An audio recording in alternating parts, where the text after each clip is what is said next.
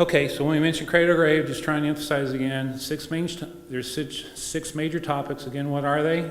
For cradle to grave: design, bid, build, planning, environment, design, right away. Depending on what agency you're in, there may be a little differences there, but that's the basics. And how is design build different than that? You're squeezing it, right? Okay.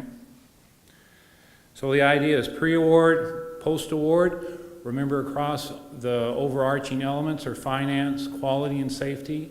So those do go into all those in one as far as attributes.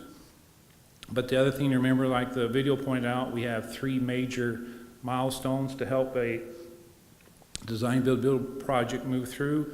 But design build also still incorporates those 3 major milestones. And again, depending what you set up in your design build RFQ, RFP rolls into those 3, and that Jerry touched on today, where sort of the new kid on the block is the progressive design build, which is the term that DBIA, Design Build Institute of America, has coined. Okay, along with design build, recognize as far as the funding part of it, for federal highways, there's 3 major funding phases: PE, preliminary engineering, right-of-way, and then construction. One way or another, if you use any federal funds, those 3 funding phases may or may not roll into your project. But again, recognize with design build, those 3 funding phases may or may not roll into your project.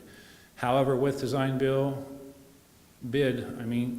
design build, like Jerry mentioned, there's a 30% limit on going past NEPA if you're doing RFQ, RFP as part of the design build procurement.